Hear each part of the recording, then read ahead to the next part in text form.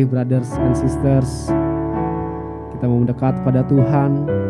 Mari datang dalam hadirat-Nya yang penuh dengan kekudusan-Nya, penuh dengan kemuliaan Tuhan. Terima kasih Tuhan Yesus. Mari datang ke hadirat Tuhan dengan hati yang bersyukur. Terima kasih Tuhan, karena kasih-Nya yang begitu besar, kasih-Nya begitu mulia. Haleluya Yesus. Terima kasih Tuhan. Oh, terima kasih Bapa. Terima kasih Tuhan. Engkau Allah yang baik Tuhan. Engkau Allah yang setia ya Yesus. Engkau Allah yang tidak pernah tinggalkan kami Tuhan. Haleluya. Haleluya Yesus. Terima kasih Tuhan. Terima kasih ya Bapa. Sungguh perlindungan-Mu sempurna bagi kami Tuhan. Penyertaan-Mu yang begitu sempurna ya Yesus. Haleluya Tuhan. Kasih-Mu sungguh mempesona kami Bapa. Haleluya Yesus. Haleluya Tuhan.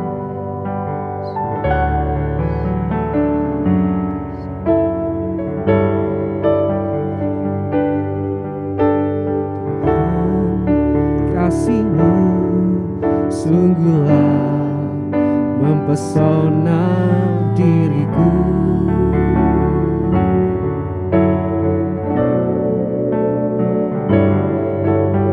Tuhan, kuasa-Mu sungguhlah menggetarkan hatiku. Kasih-Mu ya Tuhan, yang Kau limpahkan bagiku, lebih dari yang ku perlu. Kau sediakan bagiku. Ku sembah Kau Tuhan sepanjang umur hidupku, sepanjang umur hidupku. Terima kasih Tuhan. Terima kasih ya Bapa. Haleluya.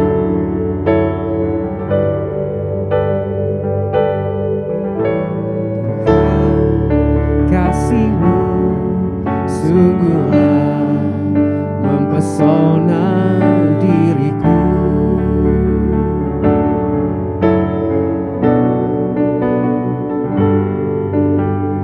Tuhan, kuasa-Mu sungguhlah menggetarkan hatiku.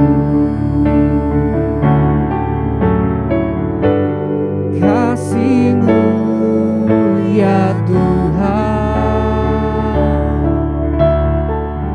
yang Kau limpahkan bagiku, lebih dari yang ku perlu. Kau sediakan bagiku.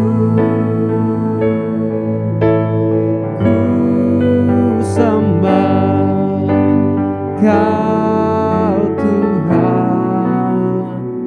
sepanjang umur hidupku, sepanjang umur hidupku. Kasih-Mu ya Tuhan. Kasih-Mu ya Tuhan, yang bagiku, lebih dari yang ku perlu. Kau sediakan bagiku, ku sembah Kau Tuhan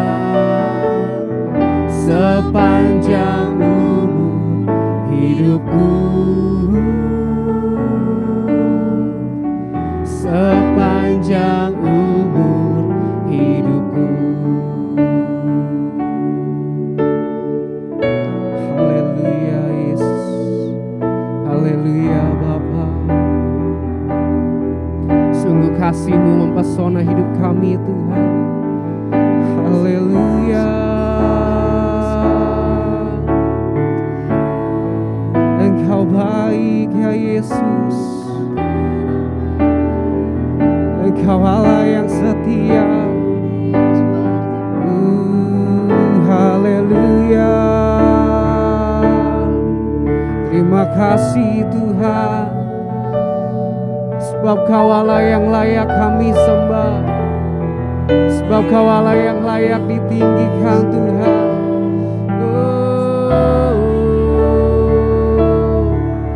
Haleluya Yesus, Engkau baik Tuhan, Engkau setia ya Bapa.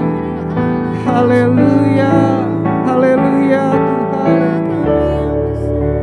Terima kasih.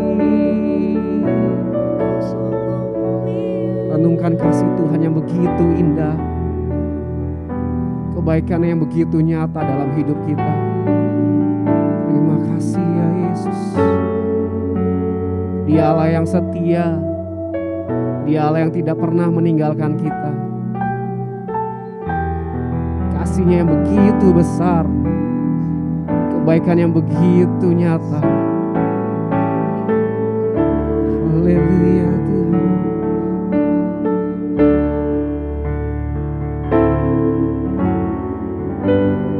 Kasih-Mu ya Tuhan yang Kau limpahkan bagiku, lebih dari yang ku perlu. Kau sediakan bagiku, ku sembah Kau Tuhan sepanjang umur hidupku, sepanjang umur hidupku, sepanjang umur,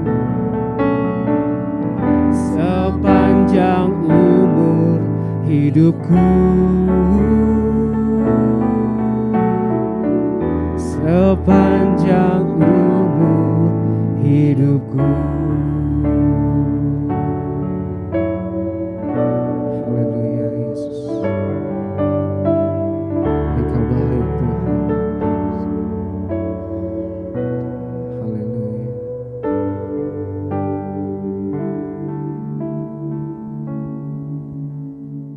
Shalom Bapak Ibu Saudara semuanya, senang sekali bisa melihat Bapak Ibu Saudara semua, senang sekali bisa menyapa Bapak Ibu Saudara semua. Saya percaya kita semua dalam keadaan yang baik dan sehat, karena Tuhan yang selalu melindungi, menjagai. Bila ada yang sakit, kita percaya sakit penyakit tidak akan mengurangi sukacita kita. Yang setuju katakan yes. Hari ini saya mau sharing sebuah tema, namanya pray and fight. Pray and fight. Kalau diterjemahkan secara umum, berdoa dan bertempur gitu ya. Bertempur bisa, bertanding bisa, berjuang, berusaha gitu ya. Pray and fight. Berdoa dan berusaha, bertanding, berperang. Tapi secara umum kita terjemahkan berdoa dan berusaha gitu ya. Ayatnya dari sebuah cerita yang gak asing buat kita, dari Keluaran 17 ayat 8 sampai 13. Saya akan bacakan. Lalu datanglah orang Amalek dan berperang melawan orang Israel di Rafidim. Musa berkata kepada Yosua, pilihlah orang-orang bagi kita, lalu keluarlah berperang melawan orang Amalek. Besok aku akan berdiri di puncak bukit itu dengan memegang tongkat Allah di tanganku. Lalu Yosua melakukan seperti yang dikatakan Musa kepadanya dan berperang melawan orang Amalek. Tetapi Musa, Harun, dan Hur telah naik ke puncak bukit. Dan terjadilah apabila Musa mengangkat tangannya, lebih kuatlah Israel. Tetapi apabila ia menurunkan tangannya, lebih kuatlah Amalek. Maka penatlah tangan Musa, sebab itu mereka mengambil sebuah batu, diletakkannya lah di bawahnya, supaya ia duduk di atasnya. Harun dan Hur menopang kedua belah tangannya, seorang di sisi yang satu, seorang di sisi yang lain, sehingga tangannya tidak bergerak sampai matahari terbenam. Demikianlah Yosua mengalahkan Amalek dan rakyatnya dengan mata pedang. Saya dapat gambar ini, bagus sekali. Ini salah satu gambar favorit saya ya. Jadi dalam pembacaan ayat-ayat ini, saya akan sharing beberapa hal yang sangat penting buat kita semua. Yang pertama kita bisa lihat di situ, apabila Musa mengangkat tangannya, lebih kuatlah Israel. Jadi waktu Musa mengangkat tangannya, nah sebelumnya itu kita juga sudah baca di tangannya Musa itu ada tongkat Allah. Jadi waktu Musa mengangkat tangannya itu bicara tentang memuliakan Tuhan, membesarkan Tuhan, memuji Tuhan, menyembah Tuhan, berdoa. Jadi waktu Musa menaikkan doa pujian penyembahan, memuliakan Tuhan, mengagungkan Tuhan, dikatakan di situ Israel menjadi kuat. Wah, ini luar biasa ya. Jadi poin pertama yang ingin saya sharingkan kepada kita semua hari ini adalah betapa pentingnya doa. Pray, praise, and worship itu penting banget. Penting banget. Bahkan salah satu contoh di sini ayatnya saya tulis adalah salah satu doa yang Tuhan senang. Salah satu doa yang Tuhan senang adalah waktu kita berdoa, Tuhan beritahukanlah jalan-jalan-Mu kepadaku. Ya Tuhan, tunjukkanlah itu kepadaku. Jadi waktu kita minta Tuhan menunjukkan jalan-jalannya, membuktikan bahwa kita bukan orang yang sok tahu gitu ya. Sorry ya, saya pakai bahasa Jakarta. Tuhan nggak suka, tapi salah satu doa yang Tuhan suka adalah Tuhan beritahukanlah jalan-jalan-Mu kepadaku. Musa menaikkan sebuah doa yang Tuhan suka juga. Tuhan, kalau bukan Engkau yang pimpin, aku nggak berani jalan, Tuhan. Ada lagunya kan? Nah itu salah satu contoh doa yang Tuhan suka. Jadi sangat penting banget saya minta kita menggarisbawahi betapa pentingnya kita berdoa, kita memuji, menyembah Tuhan. Dan di sini dengan jelas dikatakan waktu Musa mengangkat tangannya, waktu Musa berdoa, waktu Musa memuji, menyembah Tuhan, waktu Musa mengagungkan Tuhan, bangsa Israel jadi kuat. Jadi setiap doa yang kita naikkan itu nggak pernah sia-sia. Setiap pagi kita berdoa, bahkan seperti malam hari ini kita berdoa, tidak pernah sia-sia. Karena di saat roh kita berhubungan dengan Tuhan, secara spiritual ada koneksi dengan Tuhan, divine connection dengan Tuhan. Tubuh jasmani kita jadi kuat. Beberapa kali saya ketemu atau saya ikut seminar dan juga baca beberapa buku, beberapa artikel, luar biasa loh. Ada ahli-ahli neuroscience ya, neuroscience itu ahli otak, ahli saraf. Mereka melakukan MRI. Nah, orang-orang yang menaikkan doa pujian dan penyembahan waktu dilakukan MRI, itu sel-sel di kepalanya itu seperti banyak sparks, banyak hal-hal yang menyala-nyala. Wah, ini keren ya. Jadi waktu orang menaikkan doa pujian penyembahan yang sungguh-sungguh ya, bukan lip service, bukannya ikut-ikutan, bukan main-main. Nah, waktu mereka di MRI, di dalam kepalanya itu banyak kilatan-kilatan. Bicara tentang ada kekuatan yang baru yang Tuhan berikan. Dan ini luar biasa. Waktu saya membaca itu, ikut seminarnya, wah saya kagum ya, keren banget gitu ya. Jadi bicara tentang nyembah Tuhan, doa, muji Tuhan, itu bisa dibuktikan juga dalam kehidupan jasmani kita. Jasmani kita mengalami kekuatan yang baru, ada sukacita. Jadi poin nomor satu di situ dikatakan, kita harus menjadi orang yang suka berdoa, suka nyembah, suka memuji Tuhan. Jangan pernah lupakan ini ya, nyembah Tuhan, doa. Nah, poin yang kedua yang saya ingin sharingkan juga adalah, di ayat yang ke-12 kita bisa melihat di situ dikatakan, maka penatlah tangan Musa. Penatlah tangan Musa. Nah, kita bisa lihat sebagai seorang manusia, walaupun Musa adalah pemimpin yang besar ya, kadang-kadang kita mengalami yang namanya penat, namanya lesu, namanya jenuh, namanya capek. Dan Musa di sini dikatakan penatlah tangan Musa. Jadi waktu dia menaikkan doanya, pujiannya, penyembahannya kepada Tuhan, bisa mengalami yang namanya penat, capek, jenuh, kelelahan. Nah, beruntung di situ ada dua orang namanya Harun dan Hur yang menopang Musa. Jadi poin yang kedua yang saya mau bagikan adalah, kita menjadi manusia, kita harus disupport dengan komunitas yang sehat. Kalau beberapa saat yang lalu saya pernah sharing juga, bicara tentang holy community, itu penting. Buat kita ini perlu punya orang-orang yang mensupport kita. Kita perlu punya orang-orang yang berani mengkoreksi kita. Kita perlu punya orang-orang yang berani ngeritik kita. Kenapa? Supaya kita tetap stay on the right track, tetap ada di jalan yang benar.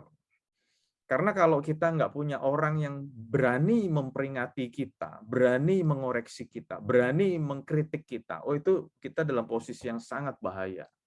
Sangat bahaya. Banyak pemimpin jatuh itu bukan di saat dia lagi di bawah. Pemimpin jatuh di saat dia lagi di atas gitu kan ya. Kenapa? Karena tidak ada yang memperingatkan, tidak ada yang mengkoreksi. Nah, Harun dan Hur di sini dikatakan dia menopang. Waktu Musa capek, dia menopang. Jadi bicara tentang penopangan, bicara tentang pendampingan, itu sangat amat penting, ekstra penting. Di saat Musa lemes gitu ya, Harun dan Hur ngangkat tangannya. Makanya saya katakan selain kita perlu punya holy community, komunitas yang mensupport, mendukung kita, doa bersama penting banget. Penting banget. Ini sebuah fakta. Musa pemimpin yang besar aja bisa lelah, bisa penat, bisa capek. Nah, apalagi kita yang orang biasa gitu kan ya. Makanya kita perlu punya Harun dan Hur di sebelah-sebelah kita untuk mendukung kita, mensupport kita. Nah, pelajaran berikutnya yang saya mau sharingkan juga kepada Bapak Ibu Saudara semua adalah, kita lihat gambar ini mempotret Musa, Harun, dan Hur. Tetapi kalau kita baca teksnya dengan lengkap, ternyata ada gambar yang lebih lengkap. Gambar yang lebih lengkap ceritanya gini, atau gambarnya begini. Musa, Harun, dan Hur, dan kita lihat di bawah bukit ada Yosua dan orang Israel yang sedang berperang. Jadi maksudnya apa gitu kan ya? Kalau tadi nomor satu, kita perlu berdoa. Muji nyembah Tuhan kita perlu banget. Mengagungkan Tuhan, perlu banget. Kalau tadi diceritakan dalam teks ini, waktu Musa mengangkat tangannya yang memegang tongkat Allah, bangsa Israel jadi kuat. Nah, ternyata ada tokoh lain, ada pihak lain yang juga diceritakan dalam teks ini, dan kita nggak boleh lupa. Dalam teks ini kita melihat bahwa Yosua mengalahkan Amalek dan rakyatnya dengan mata pedang. Makanya saya kasih judul fight atau usaha. Doa penting nggak? Penting. Doa bersama penting nggak? Penting. Karena kalau sendirian bisa capek, bisa lelah. Jadi doa yang dilakukan secara sendiri-sendiri atau secara bersama-sama sangat penting. Saya tidak mengeliminate atau mengurangi pentingnya doa, pujian, dan penyembahan. Penting. Tetapi kita sebagai orang Kristen, kita kadang-kadang lupa bahwa usaha itu juga tidak kalah penting. Seringkali kita berdoa, tapi kita lupa berusaha gitu kan ya. Ya nggak jadi lah kalau lupa berusaha, doa doang ya nggak jadi. Contohnya anak-anak yang sekolah gitu ya, ayo doa terus. Tapi kalau mereka nggak belajar, mereka nggak ngerjain tugas, ya mana bisa naik kelas. Setuju ya Bapak Ibu ya? Demikian juga Bapak Ibu yang berusaha, Bapak Ibu yang bekerja. Kalau cuma doa doang, ya mana beres kerjaannya, gitu kan? Jadi ada perlu namanya keseimbangan antara doa dan usaha. Makanya orang Kristen punya slogan terkenal tuh, ora et labora, berdoa dan berusaha. Nah kalau kita cuma berhenti di poin nomor 1 atau 2, doa bersama-sama tadi, tetapi kita lupa poin yang ketiga, itu nggak jadi loh, nggak jadi. Dan ini saya harap menjadi pengingat buat kita semua. Ini bukan firman yang baru kita pernah dengar. Enggak, ini saya percaya Bapak Ibu Saudara sudah tahu semuanya, tapi malam hari ini kita diingatkan. Doa penting nggak? Penting banget. Doa bersama penting banget. Tetapi kita sebagai manusia, Tuhan juga memberikan kepada kita tugas untuk berusaha, untuk berjuang, untuk melakukan bagian kita. Menarik banget waktu Tuhan menciptakan Taman Eden dan Tuhan menempatkan Adam di Taman Eden. Tuhan berkata kepada Adam, kamu harus mengusahakan taman itu. Dengan kata lain, manusia diciptakan Tuhan menjadi makhluk yang bekerja, bukan menjadi makhluk yang malas, diem-diem aja gitu ya. Harus ada usaha yang dilakukan. Nah, kita lihat teksnya jelas banget. Demikianlah Yosua mengalahkan Amalek dan rakyatnya dengan mata pedang. Peran Yosua juga sangat besar dalam cerita ini. Jadi jangan pernah menganggap, oh kalau kita udah berdoa nanti Tuhan akan bereskan semuanya. Malam hari ini saya mau sampaikan kepada kita semua ya. Kita bersyukur punya Tuhan yang dahsyat, maha luar biasa. Bahkan ada lagunya Miracle Maker, pembuat mujizat. Tetapi saya juga mau katakan, Tuhan tidak mau kita sebagai anak-anaknya menjadi anak-anak yang malas. Makanya Tuhan tidak menjadi Tuhan pembuat sulap atau tukang sulap, pembuat magic. Semuanya beres. Enggak. Tuhan tetap pengen kita punya andil dalam setiap hal. Makanya Tuhan berkata, ayo berusaha dong. Ayo berjuang dong. Jadi Tuhan tidak membiarkan kita berpangku tangan tanpa ngapa-ngapain, terus semuanya beres. Enggak begitu. Cara kerja Tuhan enggak begitu. Nah, malam hari ini saya juga mau sharing tentang ayat yang sudah sangat terkenal. Tetapi carilah dahulu kerajaan Allah dan kebenarannya, maka semuanya itu akan ditambahkan kepadamu. Nah, saya banyak tanya sama orang Kristen ayat ini. Hafal nggak Matius 6 ayat 33? Oh, hafal. Coba kalau hafal. Dan mereka seringnya ngomong gini, carilah dahulu kerajaan Allah, semuanya akan ditambahkan kepadamu. Nggak lengkap loh. Di sini ngomong apa? Carilah dahulu kerajaan Allah dan kebenarannya. Dengan kata lain apa? Tuhan pengen kita menjadi manusia yang suka belajar firman Tuhan. Suka mendalami kebenaran itu. Karena waktu kita tahu kebenaran itu yang akan membuka paradigma kita. Sekali lagi saya katakan, Tuhan kita bukan tukang sulap. Kalau kita udah dekat sama Tuhan, cari kerajaan Allah, pokoknya pelayanan, kita mendahulukan pelayanan, mendahulukan kerajaan Allah. Semuanya beres. Nah itu paham yang salah ya Bapak Ibu. Paham yang salah, minta maaf. Kenapa? Banyak hamba Tuhan yang keluarganya kocar-kacir. Kenapa? Karena mereka beranggapan gini, pokoknya kalau aku mendahulukan Tuhan, nanti Tuhan yang urus keluargaku. Loh kalau punya pendapat seperti itu, mendingan nggak usah menikah aja. Tapi Tuhan juga pengen kita punya tanggung jawab, keluarga kita itu juga pelayanan kita yang tidak boleh diabaikan. Ayatnya banyak, saya nggak sempat ngomong atau bagikan hari ini. Tetapi Tuhan juga mau kita memperhatikan keluarga kita. Tuhan juga mau kita menafkahi keluarga kita. Jadi di sini dikatakan, carilah dahulu kerajaan Allah dan kebenarannya. Waktu kita mendalami kebenaran firman Tuhan, wah saya kagum ya. Semakin saya belajar firman Tuhan, saya semakin kagum. Firman Tuhan isinya tuh nggak cuma ngomong yang rohani saja. nggak cuma ngomong surga aja, tetapi Tuhan juga ngajarin hubungan suami istri, hubungan orang tua anak, bahkan dalam dunia kerja, dunia bisnis. Itu begitu banyak ayat-ayat yang bisa membuat kita ngerti bagaimana ya supaya bisa berhasil dalam hidup ini. Jadi supaya hidup berhasil dalam hidup ini bukannya ujuk-ujuk, pokoknya kita dahulukan Tuhan, nanti Tuhan ubahkan semuanya jadi baik. Enggak begitu caranya. Saya menemukan enggak begitu caranya. Tetapi Tuhan mau kita mendahulukan kerajaannya, yes. Dan kebenarannya, Tuhan mau kita belajar firman Tuhan sungguh-sungguh. Supaya waktu kita mengenal kebenaran itu, kebenarannya akan membukakan paradigma kita. Oh, kita jadi ngerti. Oh, gitu ya. Oh, gitu ya. Semakin kita belajar, kita semakin ngerti. Waktu kita baca firman Tuhan, jangan cari ayat untuk mendukung pendapat kita. Enggak, jangan begitu ya. Kita sungguh-sungguh punya rasa haus dan lapar untuk belajar. Dan waktu kita punya mindset seperti itu, punya hati yang kosong, haus dan lapar, Tuhan yang akan membuat kita dipuaskan. Kita belajar terus. Nah, saya mau kasih contoh ayat yang juga menjadi ayat favorit saya gitu ya. Banyak orang nggak ngerti ayat ini, atau mungkin baca tapi nggak ngeh gitu ya. Lukas 14 ayat 28.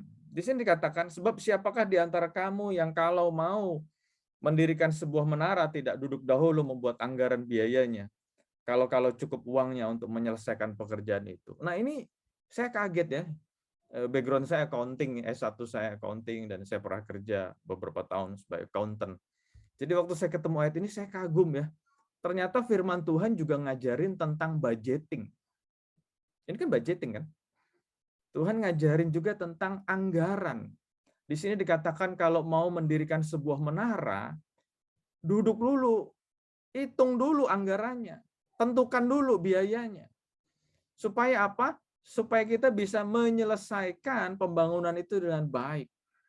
Nah ini ayat yang banyak orang nggak ngeh gitu ya. Dan ini bicara tentang bagaimana kita mengatur keuangan kita. Ayat selanjutnya luar biasa nih. Supaya jikalau ia sudah meletakkan dasarnya dan tidak dapat menyelesaikannya, jangan-jangan semua orang melihatnya, mengejek dia, sambil berkata orang itu mulai mendirikan tetapi ia tidak sanggup menyelesaikan. Nah kalau kita melihat ayat 29 dan 30, kita lihat orang-orang mengejek dia. Ujung-ujungnya kalau orang mengejek kita, ini saya ambil contoh ya, ujung-ujungnya kalau orang mengejek kita jadi kecewa. Betul nggak ya? Kita kecewa. Dan luar biasanya orang Kristen itu punya kebiasaan. Ini serius nih. Saya ketemu banyak orang Kristen kan. Orang Kristen itu punya kebiasaan kalau kecewa nomor satu yang disalahin siapa? Tuhan. Padahal Tuhan juga nggak ikut campur gitu. Maksudnya bikin salah apa Tuhan? Tetapi karena orang ini salah dalam membuat perancangan atau perencanaan atau budgeting atau anggaran, dia nggak bisa selesai, dia kecewa, terus begitu banyak orang yang mengejek dia, termasuk mengejek Tuhan. Soalnya orang yang membangun hamba Tuhan gitu ceritanya. Nah, nama Tuhan dipermalukan. Nah, makanya penting banget kita hati-hati dengan hidup ini. Sungguh hati-hati. Karena Tuhan panggil kita untuk memuliakan nama Tuhan. Matius 5 ayat 16 berkata, demikianlah hendaknya terangmu bercahaya di depan orang supaya mereka melihat perbuatanmu yang baik dan memuliakan Bapamu yang di sorga. Nah ini satu contoh aja ya. Carilah dahulu kerajaan Allah dan kebenarannya. Kebenarannya itu apa ya? Firman. Kita belajar sungguh-sungguh firman dan melakukan dalam hidup kita supaya paradigma kita dibukakan dan hidup kita benar-benar menjalankan kebenaran itu dan akhirnya kita bisa menjadi orang yang memuliakan nama Tuhan. Bukan memalukan nama Tuhan. Nah, waktu kita bisa menjadi orang yang memuliakan nama Tuhan, ayat yang tadi sekilas saya bacakan, Matius 5:16. Waktu kita memuliakan nama Tuhan, lewat hidup kita ya, nggak cuma lewat doa pujian penyembahan, tapi lewat hidup kita. Orang-orang juga akan memuliakan Bapa kita yang di sorga. Ini cuma satu contoh aja bicara tentang budgeting. Nah, ayat berikutnya bicara tentang seorang raja waktu mau berperang.